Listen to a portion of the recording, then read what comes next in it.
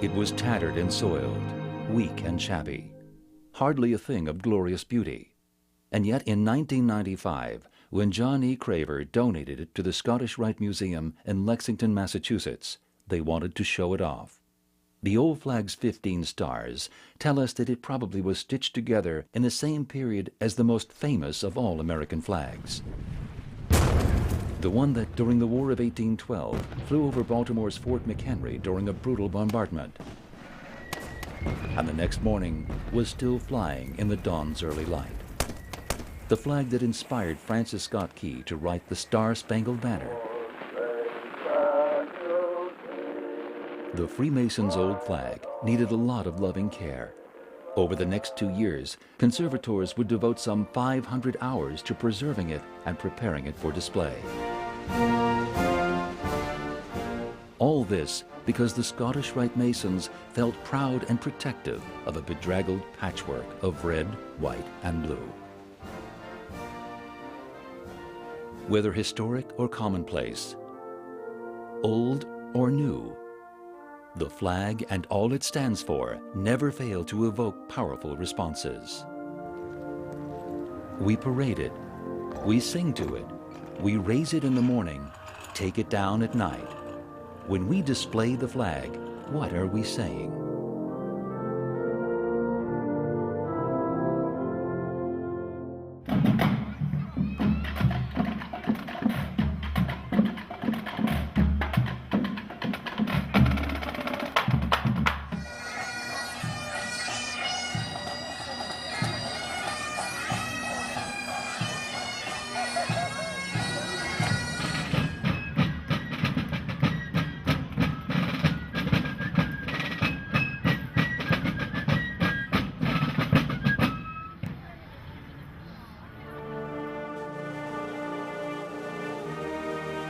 When soldiers are killed at war, a flag is draped over the coffin as they come home.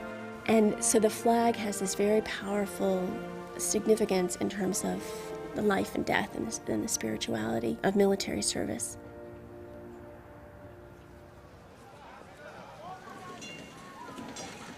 By the late 19th century, American businessmen were finding other uses for the flag. For example, handkerchiefs. There were certain groups who said, this is appalling. You know, here's the national color, and you're asking somebody to blow their nose on it. These businesses were being greedy hucksters, and they were criticized for not being an American in fact or spirit. What do you think? Expression of patriotic pride, or a blatant stab at using the stars and stripes as an attention grabber for this business? There are federal laws regarding U.S. flags. This is the standard American flag. This isn't. We are allowed to fly our colors. There's no doubting Rodriguez' patriotism, but these have to go by this weekend, or Montclair will start fining Rodriguez. It's funny that a part of our government would go after us for flying the colors. Regardless of the reason the banners are here, Rodriguez says they're not coming down. He told me he's willing to go to jail over this. Then there's show business. One of the most audacious, some would say shameless, of showbiz flag wavers was song and dance man George M. Cohan. The 1942 Warner Brothers biopic hyped Cohan's flag waving as only Hollywood could.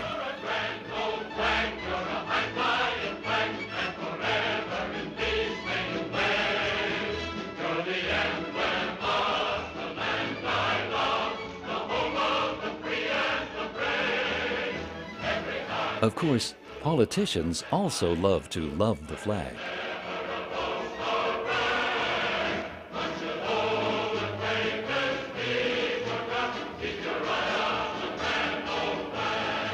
Early in World War II, when American troops were suffering defeat after defeat in Europe and the Pacific, a magazine executive got the idea to raise morale with a show of national solidarity. He called his campaign, "United We Stand."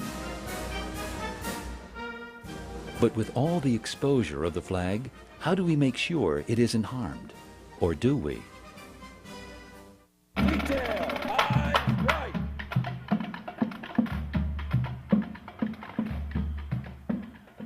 We didn't get an official flag code until 1942.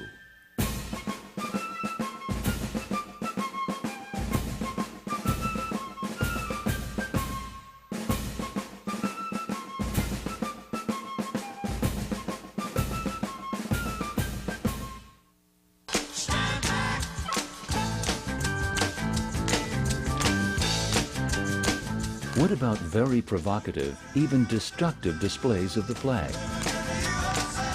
What is the right balance between respect for the flag and protection of free speech? The debate rages on. Burning or desecrating the flag in other ways is a despicable act. But the First Amendment protects not only speech we admire, but also speech we abhor.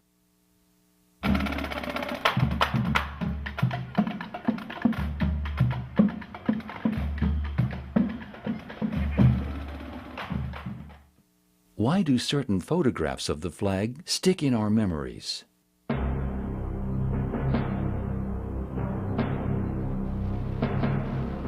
The battle for Iwo Jima was the costliest in Marine Corps history. Of the 6,821 Americans who died in the battle, almost 6,000 of them were Marines. Joe Rosenthal, the photographer, did not know that he was taking what would be the most reproduced image of the 20th century. Had no clue. And there's a sense of people working together to raise an American future.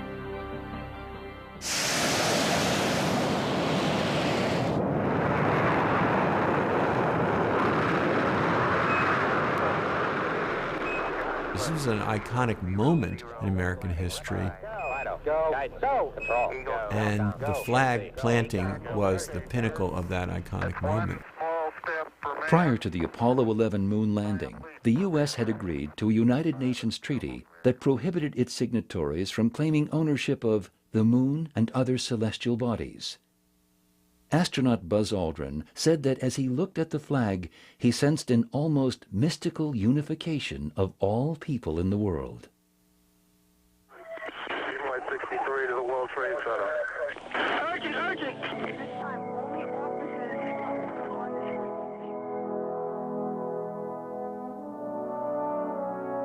The flag in the famous Ground Zero photo is not only a national icon, it's also a national mystery.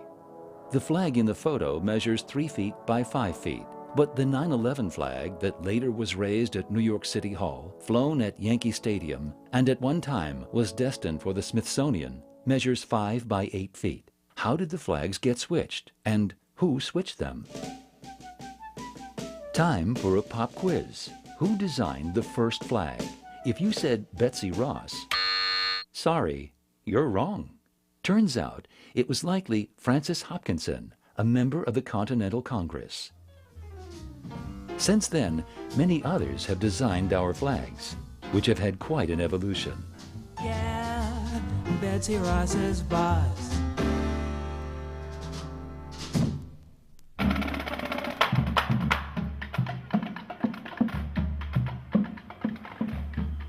The flag has made appearances in works by hundreds, if not thousands, of artists.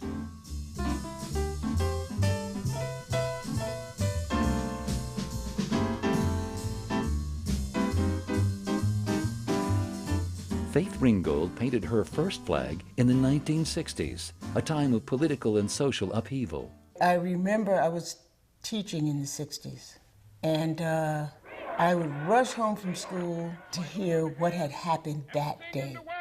Actually, I was inspired. You don't have to say a lot when you show that red, white, and blue. You got the stars and the stripes. It's a wonderful composition.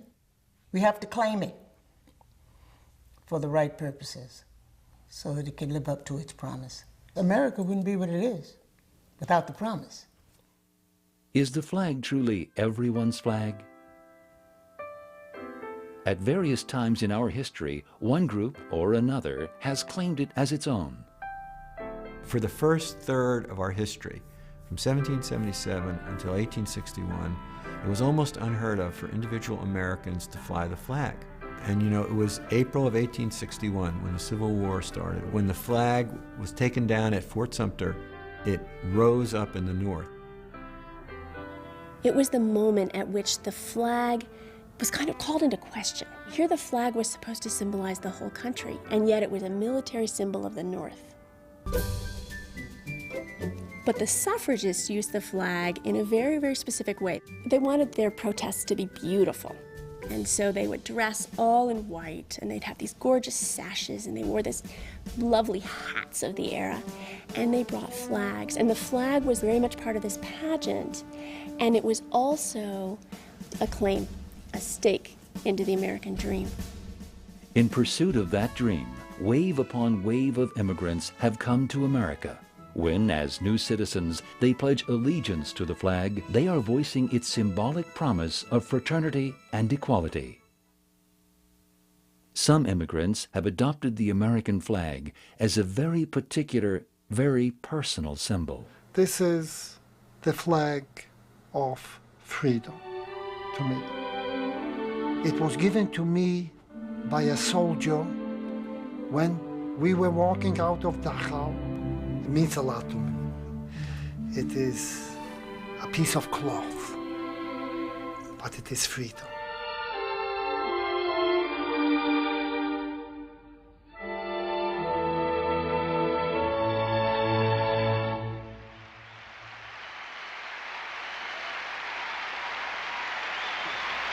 Yeah, I'm the Stars and Stripes forever.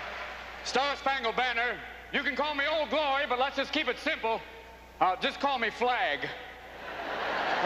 Oh, say, can you see? Okay. A little flag humor. Yeah, you see, you can't recognize me because I'm in my birthday suit, yes.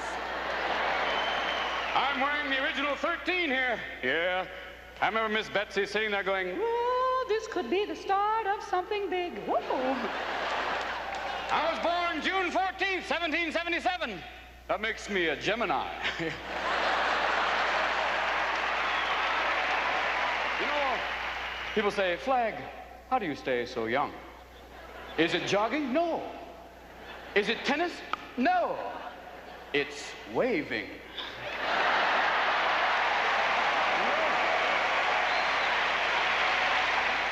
Yeah, but it hasn't always been easy for me, though. I had a tough puberty. Yeah, war, famine, invasion. And 1861, well, I had a little skin problem that broke out into 34 stars.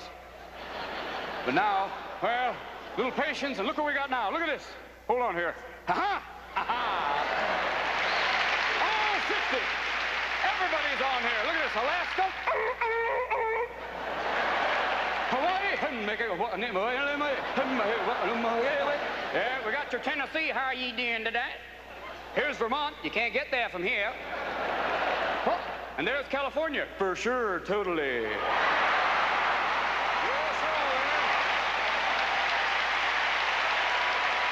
like I said before, you know, I had a tough time for a while. I've been in a lot of wars. They fired missiles and muskets at me, but you know, come the dawn's early light, I'm still there. You know what I'm talking about? But people haven't always been respectful to me. Sometimes it's been tough. There have been some people try and spit on me, trample me, burn me. Foreigners and occasionally some Americans too, but I don't let it get me down because I'm not a stay-at-home kind of flag. You know, I've been to Europe. I've been to both North and South Pole. I was at Iwo Jima. Recently, I've even been to the moon.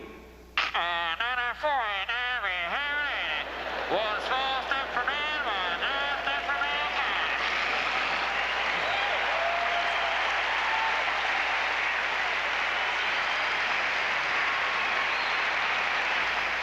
I haven't been getting out much lately. I guess it's not very chic to put up the flag anymore, you know. Look at it this way. Don't look at it as saluting me. Look at it as saluting yourselves. You know, hey, I'm just a flag, a symbol. You're the people. If I may say so from here, long may you wave.